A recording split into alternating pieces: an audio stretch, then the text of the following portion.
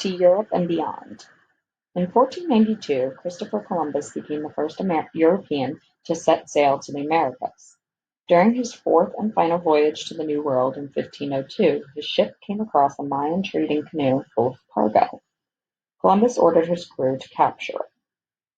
Columbus's son, Ferdinand, wrote that among the loot taken from the canoe were almonds. Ferdinand noticed that the Mayans treated them with great care. These almonds were, of course, cocoa beans. Although Columbus took some back to Spain, both he and the Spanish king were far too interested in gold and other treasures to take much notice of the small brown beans. Other explorers soon followed Columbus to the New World.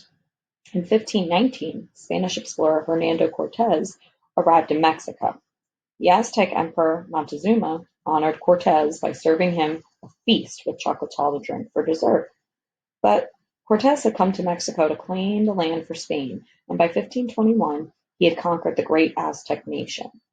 The Spanish explorers took on some Aztec customs, such as using the cocoa beans as money. The taste of the chocolatl was too bitter for them at first, but with the addition of sugar to sweeten the flavor, the exotic drink became a favorite treat. So they used this sugar cane to sweeten it. And a molinillo, the Spanish explorers used a mixing stick called a molinillo to whip up the thick foam on top of their hot chocolatl. The explorers brought cocoa beans back to Spain and introduced the country to the hot, sweet drink that became known as chocolate. The drink soon became popular among the noble classes. Both cocoa beans and sugar had to be imported from the tropical rainforests in Central America, so chocolate was a luxury that only the rich could afford. Chocolate was also said to be good for your health, which increased its demand. Explorers from Spain were already busy in the New World taking over the land that was suitable for growing cacao trees. They could see that cocoa was going to be making a money-making crop. Since cocoa beans were in short supply, the Spanish did not want to share the delights of drinking chocolate.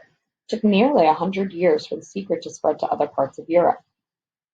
There is a legend that English pirates captured a Spanish ship carrying cocoa beans.